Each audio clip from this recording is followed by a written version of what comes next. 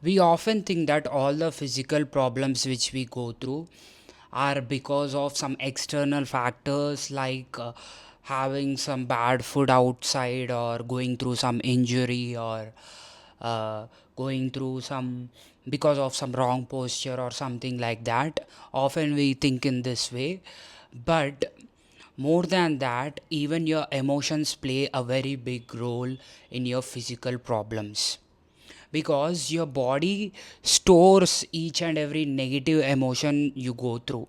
It might be stress, it might be tension, it might be trauma. Whatever you go through, your body carries it. That's the reason why every student of mine, after a session, they say they are feeling lighter. More than physical, they feel that emotionally and mentally they feel more lighter and more energetic. Why this is happening? Because your body is like a storage unit of your emotions and things you go through mentally. Whenever we do intense asanas, especially the hip opening asanas or the shoulder asanas or the shoulder vinyasa flow, what exactly we are addressing here is whatever blockages they have in their body, whatever that trauma or whatever that negative emotion which has stored in their body, we are trying to remove it slowly and gradually with the help of the movement and the breath. So that's the reason why they feel very happy, they feel very much free mentally because of this. And each and every emotion gets stuck in one particular body part. All the suppressed emotions, trauma, and childhood traumas or whatever sexual abuses a person goes through, it gets stored in the hip region. So it is very important to free your hip from all those emotions because hip is like a very complicated joint in the body because there are a lot of muscles which are interlinked to the hip joint. There are a lot of nerves and lot of important organs which are connected to the hip joint.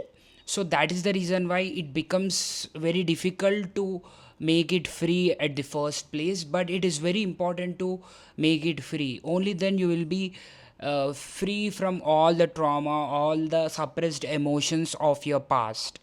And coming to the stress and tension, it is going to get stored in your shoulders and neck region. So you can see people who go through lot of stress, especially men who work vigorously. You can see them, their shoulders will be slightly up. It is because whenever they go through stress, they subconsciously, automatically, what exactly happens here is they are going to slightly lift their shoulders up unknowingly. It does not happen knowingly. If they continue to do this again and again, there are huge chances for them to get cervical issues or any kind of neck issues, or even it may lead to migraine. And coming to the gut health, whatever power, whatever strength we have in our life, not just in terms of the physical strength but also the willpower, it comes from our core. It is coming from the manipuraka chakra. So it is very important for a human being to have a strong core. I In my sessions I focus very much on core exercises because whatever movement you do, whether it is while practicing yoga asanas, whether it is in the gym, whether it is in your day to day life, lifting the things, walking, sitting, standing, or even speaking, everything depends upon your core strength.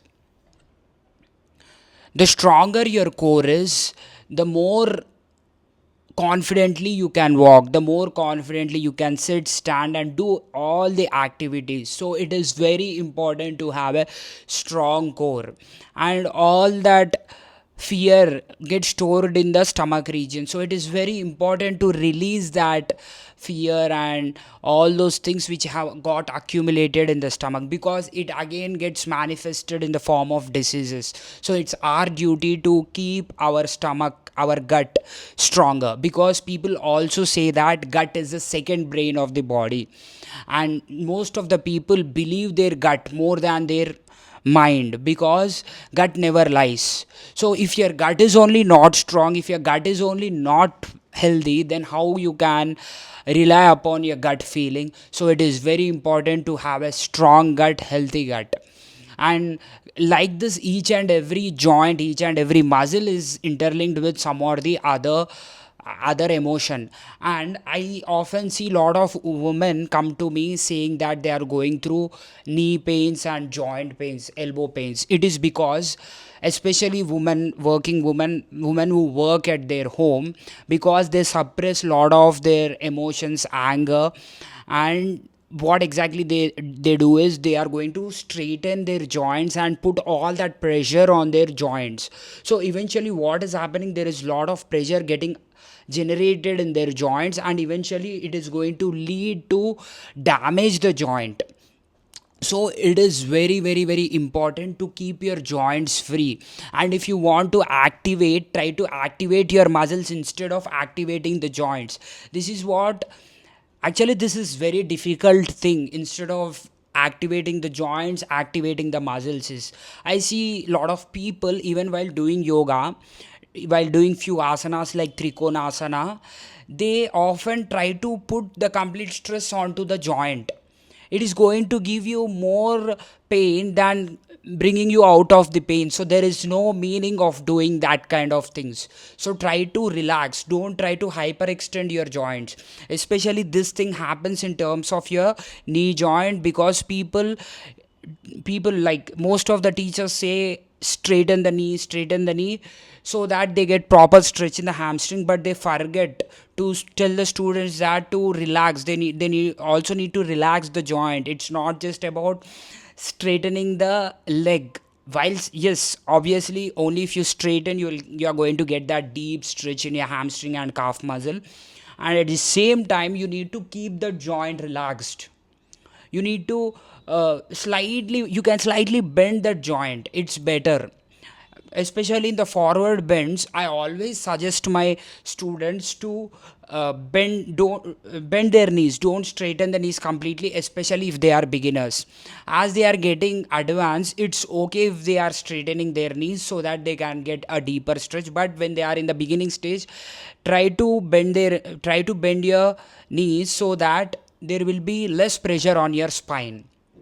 So in this way, different aspects have different emotions, have different impact on each and every muscle of your body. So next time whenever you get any physical pain or physical problem in your body, instead of directly focusing or directly addressing the pain on the surface level, try to address it at the root level. Why exactly it is happening, whether it is because of the negative emotions which I have been through maybe few days back or few months back, even few years back, and try to overcome it. And how can you overcome it? Each and every emotion is going to get interlinked with each and every body part.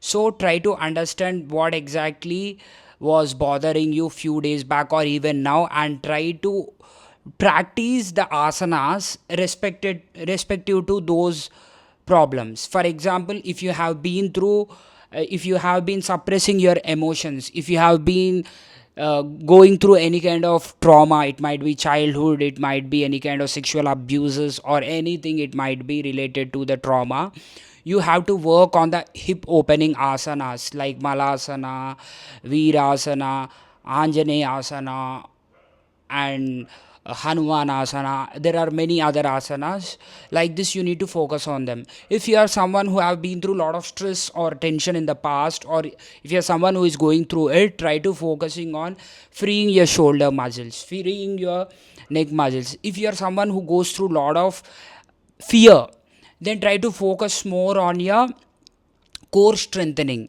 Try to do core strengthening asanas like navasana, and you can also do crunches and weighted crunches, etc. If you are someone who is lacking the confidence, try to focus more on your back bendings.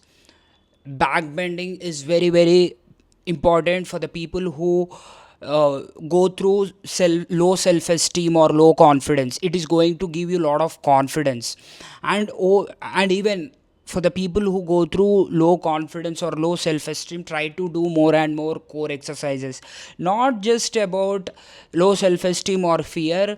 Core exercises are very important for each and every person, especially for the people who go through back pain or any kind of issue related to spine. They need to focus more on the core. While keeping your spine safe, you need to work on the core. As I told you, to work on the core, that doesn't mean that you are keeping stress on the spine and working on the core. It does not work like that. You need to keep your spine safe and work on your core. So, this is for today, guys. I hope you have learned something new from this video.